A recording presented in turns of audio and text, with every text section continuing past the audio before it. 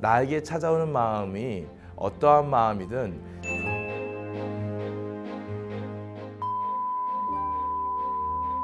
이것이 어쩌면 현대인들에게 가장 필요한 네 가지의 요소가 아닐까? 오늘을 어떻게 살 것인가를 고민해 보는 겁니다.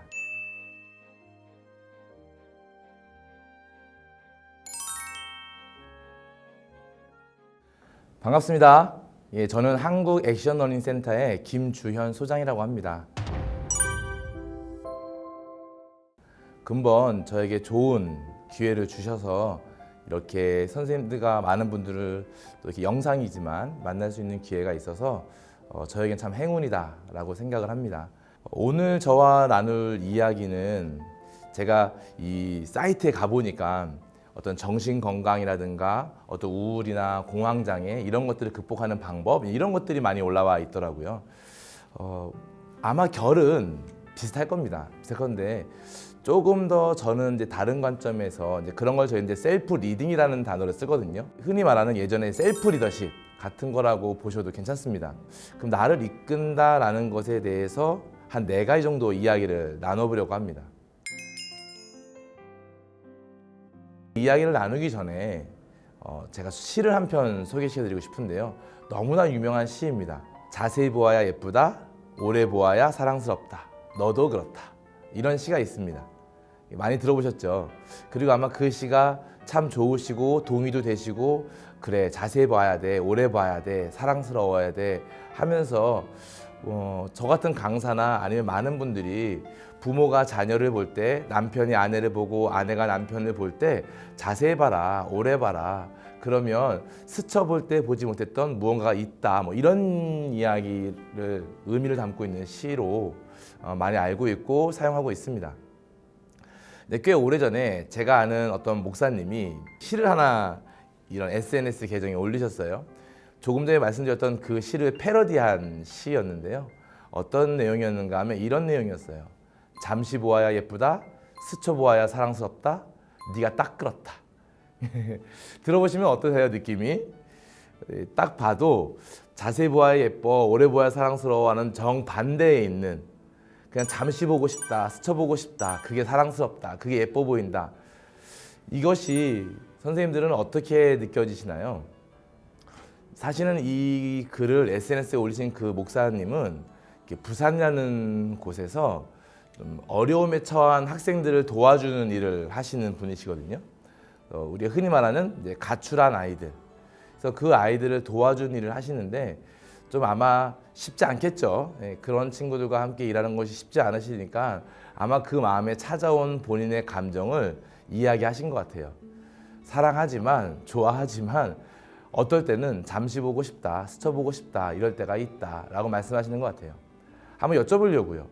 지금 저의 이야기를 들으신 선생님들은 항상 가족을 볼 때 남편을 보고 아내를 보고 아이를 보고 부모님을 보고 직장 동료를 보고 아니면 자기 자신을 볼 때 자세히 봐야 예쁘지, 오래 봐야 사랑스럽지, 너도 그렇지 이런 마음만 있으세요?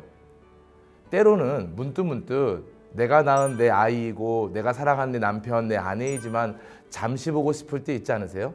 스쳐보고 싶을 때 있지 않으세요? 야, 오늘은 좀 나 혼자 있고 싶다 이럴 때 있지 않으세요? 진짜인지는 모르겠지만 그래서 많은 분들이 퇴근하시고 차를 주차장에 세우신다며요. 바로 집으로 올라가지 않고 한 10분, 20분, 뭐 길게는 30분까지 차에 혼자 앉아 계신답니다. 앉아서 이런저런 생각을 하신답니다. 그리고 그 시간이 그렇게 행복하고 좋을 수가 없다라고 이야기해요.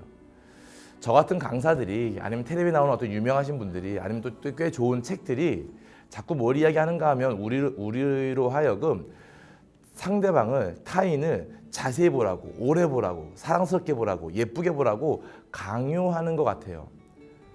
저는 그것이 어쩌면 또 하나의 폭력이 될 수도 있겠다라는 생각을 하게 되었고요. 저는 강사로서 당연히 자세히 보고, 오래 보고, 예쁘게 보고, 사랑스럽게 보시기를 권해드리고 그게 맞다라고 말씀을 드리지만 그러나 또 하나 잠시 보고 싶고, 스쳐보고 싶고, 심지어는 안 보고 싶고 그럴 때도 사실은 그 마음이 틀린 마음은 아니다라고 말씀을 좀 드리고 싶은 거예요. 나의 마음이 자세히 보고 싶을 때의 마음과 스쳐보고 싶을 때의 마음이 있으면 사실 우리나라 분들의 꽤 많은 분들은요, 스쳐보고 싶은 마음, 내가 내 아이를, 내 남편이나 내 아내를 아우 좀 오늘은 좀 나 혼자 있고 싶다, 아유 나 오늘은 쟤 안 보고 싶다, 이런 마음이 드는 걸 막 죄책감을 느끼기도 하시고, 아 이러면 안 되는데 막 이런 생각을 하기도 하십니다. 그러나 꼭 그렇진 않다라는 거예요. 그래서 제가 셀프 리더십, 셀프 리딩 프로그램이라는 걸 가지고 함께 이야기 나누기 전에 처음으로 이 시를 소개시켜 드린 이유는, 나에게 찾아오는 마음이 어떠한 마음이든 지금의 내 마음을 잘 표현하고 있는 것이니 그것을 옳다, 그르다, 아 이건 나쁜 거다, 좋은 거다, 아니면 어떤 죄책감 이런 것들 느끼지 않으시면 좋겠다 싶습니다. 저는 4개의 이야기를 준비해 왔습니다. 그 4개의 이야기를 통해서 어떤 것들을 좀 리딩해 가시면 좋으실지에 대한 얘기를 함께 나눠보려고 합니다. 첫 번째 선생님들과 나누고 싶은 이야기는요, 많은 사람들이 알고 있는 오지의 마법사라는 이야기입니다. 오지의 마법사, 다 한 번씩은 읽어보셨죠? 읽어보셨는데 기억이 좀 가물가물하시기도 하실 텐데요. 아마 이렇게 생각해 보시면 쉬워요. 오지의 마법사에 나오는 조금이면 4명, 아주 적게는 1명, 많게는 5명까지의 주인공이 있습니다. 주인공들의 이름이 기억나시나요? 오지의 마법사에 나오는 주인공들의 이름. 허수아비가 있었고요. 그 다음에 양철나무꾼이 있습니다. 어떤 분들은 제가 그림을 보여드리면 막 깡통 로봇이라고 하시는 분도 있는데요. 예, 양철나무꾼이 있었고요. 그 다음에 겁쟁이 사자, 겁 많은 사자라고 하는 사자도 있었고요. 또 토토라는 강아지도 한 마리 있고요. 그리고 여자 주인공이 한 명 있거든요. 이름 뭐게요? 혹시 머릿속에 앨리스가 지나갔으면, 앨리스는 이상한 나라에 사시는 분이십니다. 오즈는 도로시죠, 도로시. 그래서 이 4명, 토토라는 강아지까지 총 5명이 이렇게 만들어내는 이야기가 이 오지의 마법사인데요. 오지의 마법사가 엄청 긴 소설이거든요. 이 소설을 한 문장으로 압축하면 뭔지 아시겠습니까? 제가 한 10초 시간 드려볼게요. 어릴 때 봤던 그 오지의 마법사를 막 떠올려 보십시오. 오지의 마법사가 뭐였지? 어떤 내용이었지? 한 문장으로 압축하면 뭐지? 빨리 떠올려 보십시오. 자, 아마 어려우실 거예요. 저는 이 소설을 한 문장으로 압축할 때 이렇게 이야기합니다. 자기들한테 필요한 것을 찾아 떠난 여행이요. 자기들한테 필요한 것을 찾아 떠난 여행. 그럼 뭘 찾아 떠났을까요? 먼저 허수아비는 뭘 찾아 떠났을까요? 많은 분들이 이제 기억이 가물가물하신 분들 이렇게 이야기하세요. 뇌를 찾아 떠났다 이런 이야기 하시는데요. 뇌는 하드웨어잖아요. 그러니까 뇌 아니고요. 지혜로움을 찾아 떠났습니다. 양철나무꾼이 있습니다. 양철나무꾼은 뭘 찾아 떠났을까요? 허수아비가 뇌가 아닌 것처럼 양철나무꾼도 심장이 아니고요. 인간의 따뜻한 마음이었습니다. 아, 난 텅텅 마음이 비었어. 따뜻한 마음을 갖고 싶어. 이렇게 이야기합니다. 겁쟁이 사자, 겁 많은 사자는 뭘 찾아 떠났겠습니까? 당연히 용기죠. 그럼 도로시는 뭘 찾아 떠났을까요? 아마 허수아비에서 뇌, 양철나무꾼에서 심장을 떠올리신 분들은 아마 집을 떠올리실 겁니다. 집은 도로시와 함께 날아왔죠. 도로시는 무주택자가 아닙니다. 도로시는 집과 함께 날아왔고요. 도로시가 찾아 떠난 것은요, 가족입니다. 사랑하는 가족. 그런데 이 소설이 지금도 꼭 한번 선생님들이 읽어보시기를 제가 권해드리고, 이 소설이 필요하다라고 생각하는 이유가 있는데요. 이들이 찾아 떠난 그 4가지 요소 있지 않습니까? 지혜로움, 인간다운 마음, 삶을 살아갈 수 있는 용기, 그리고 따뜻한 가족. 이것이 어쩌면 현대인들에게 가장 필요한 4가지의 요소가 아닐까 생각을 해보는 거예요. 한번 여쭤보자고요. 선생님들은 어떠세요? 삶을 살아가시면서 우리의 부모 세대보다, 아니신 분도 대부분 있을 수 있습니다만 아마 대부분은 우리의 부모 세대보다 더 많이 배우실 경우가 많을 겁니다. 저희 아버지도 초등학교도 못 나오셨거든요. 저희 아버지는 42년생이신데요. 초등학교도 못 나오셨습니다. 저희 엄마는 고등학교 나오셨고요. 저는 대학원도 나왔습니다. 대학원 나왔다는 걸 자랑하려는 것이 아니라 지금 이 시대가 부모 세대보다 더 많이 배우는 세대죠. 그런데 제가 저희 엄마보다, 저희 아버지보다 지혜로울까요? 선생님들은 어떠세요? 선생님들은 선생님들의 부모님보다 아니면 또 옛날 어른들보다 지혜로운가요? 이 시대의 어른들이 과거의 어른들보다 지혜로울까요? 더 많이 배워서 영어도 잘하고 수학도 잘하고 과학도 잘하고 다 하지만 과연 삶을 살아가는 지혜로움이 더 많이 있을까요? 한번 고민해 보시면 좋겠습니다. 두 번째는 인간의 마음인데요.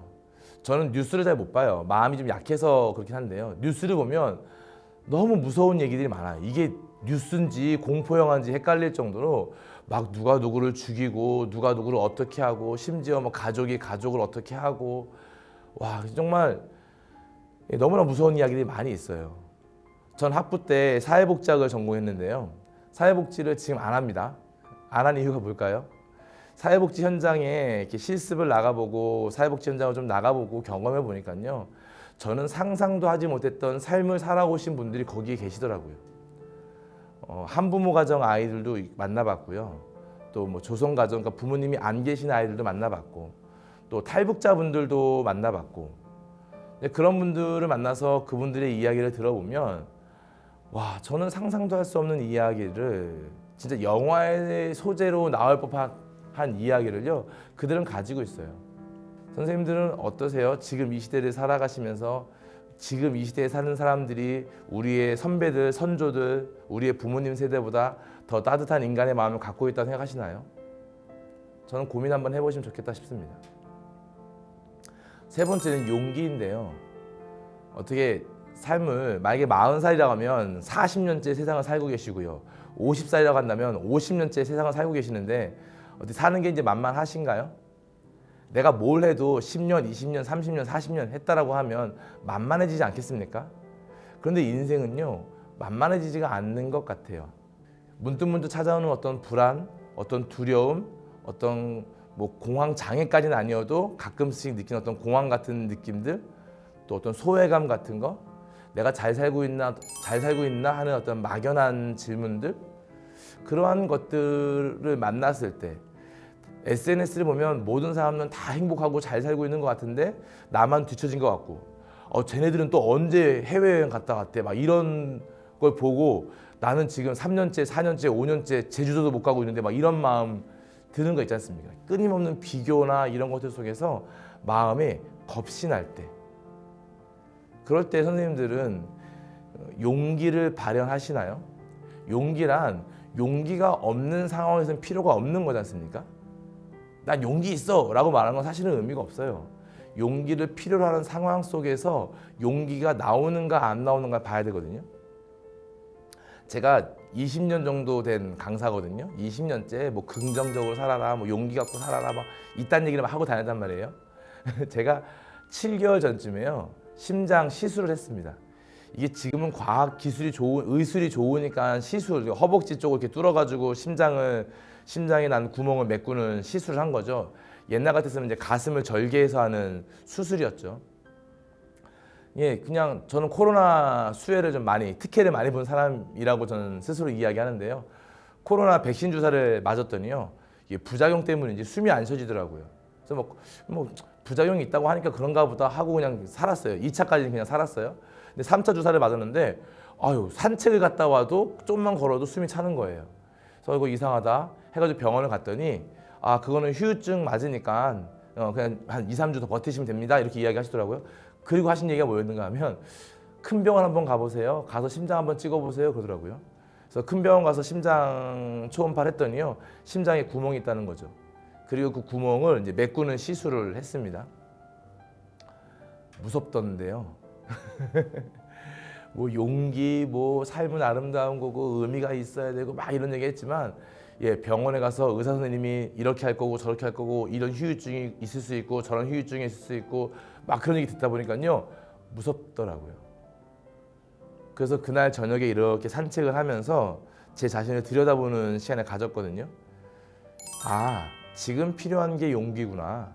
내가 멀쩡할 때 용기가 있습니다, 용기가 필요합니다 말하는 건 의미가 없고, 내 심장에 구멍이 뚫려서 심장을 메꾼다고 할 때 그럴 때 필요한 게 용기겠구나 하는 생각을 해봤습니다. 선생님들은 어떠세요? 삶을 살아가는 넉넉한 용기가 있으십니까? 두 번째는요. 선생님들 따뜻한 가족이 있으십니까? 한번 그런 고민 한번 해보십시오. 가족분들하고 대화를 하루에 몇 분 정도 하세요? 문자, 뭐 카톡, 뭐 전화 다 포함해서 난 가족을 위해서 살아, 나 가족을 엄청 사랑해 라고 이야기하시는데 그 가족과 대화를 얼마나 하십니까? 한번 고민 한번 해보시죠. 제가 이렇게 강의할 때마다 이렇게 여쭤보면요, 30분 넘어가시는 분들이 거의 없어요. 많은 분들이 한 10분 이야기 하시거든요. 지금 이야기 듣고 계시는 선생님들은 가족분들과 대화를 몇 분이나 하십니까? 자, 이 네 가지요. 지혜로움, 인간다움, 삶을 살아가는 용기, 그리고 사랑하는 가족. 과연 우리는 이 시대를 살아가면서 이 네 가지를 잘 지키며 살아가십니까? 그렇다면 제가 오늘 드리고 싶은 이야기, 나를 이끌어가야 한다라고 이야기할 때 그 이끈다라는 것은 무엇과 맞닿아 있어야 되는가 하면 내가 나를 행복하게 할 수 있는, 나를 지켜줄 수 있는, 나의 어떤 가치와 철학과 신념을 지켜줄 수 있는 그러한 것들로 나를 이끌어야 되거든요. 근데 내가 사랑하지 않는 어떠한 다른 것들로만 자꾸 나를 이끈다면 사실은 우리는 좀 어려워질 거예요. 제가 그래서 인터넷에 만다라트라고 검색해 보시면 나올 거예요. 근데 저는 이제 만다라트라는 그 워딩을 좋아하지 않아서 그냥 나인박스라고 합니다. 이 나인박스라는 걸 좀 잠깐 소개시켜 드리려고 하는데요. 이게 뭔가 하면 이 가운데다가요, 선생님들 성함을 써 넣으십시오. 제 이름은 김주현인데요, 뭐 김주현이라고 쓰는 거죠. 그리고 한번 고민 한번 해보세요. 내가 행복하게 살려면 어떤 게 있어야 되는가 고민해 보셔서 그걸 쓰시는 거예요. 예를 들면 돈, 뭐 건강, 가족, 뭐 직업 이렇게 총 8개를 채워보시는 겁니다. 다 채우고 나면 이 각각의 요소를 여기다 옮겨 적으시는 거예요. 예를 들면 내가 돈을 썼다면 돈을 여기다가 옮겨 적으시는 거예요. 내가 뭐 건강을 썼다면 건강을 여기다 옮겨 적으시는 거예요. 이해되셨죠? 자, 그러면 내가 옮겨 적은 뭐 돈이라고 하면 어떻게 해야 내가 돈을 잘 벌고 잘 쓸 수 있을까를 또 8개 적어보시는 거예요. 건강을 쓰셨다면 나는 어떻게 해야 건강할 수 있을까를 8가지를 또 적어보시는 거예요. 이때 중요한 건 막연하게 뭐 건강한다, 운동한다 이런 거 아니고요. 어떤 운동을 내가 하루에 몇 분 한다, 일주일에 몇 회 한다 이런 것들을 적으시는 겁니다. 그래서 막연하게 나를 이끈다는 건 에휴 잘 살아야지, 좋게 살아야지, 맞아 지혜가 필요해, 인간다운 마음이 필요해, 가족과 함께 보내야지 라고 말하는 것이 아니라 나를 행복함으로 이끄는 것이 무엇인가를 고민해보고 그 요소들은 어떤 것들이 있는가를 보고 그것들을 위해서 내가 오늘을 어떻게 살 것인가를 고민해보는 겁니다. 첫 번째는 오지의 마법사라는 걸 가지고 나를 어떻게 이끌어야 되는가, 어디로 이끌어야 되는가라는 고민 한번 해봤고요. 또 다음에는 또 다른 이야기로 그 이끄는 것에 대해서 좀 더 구체적으로 이야기 나눠보도록 하겠습니다. 이야기 들어주셔서 감사합니다.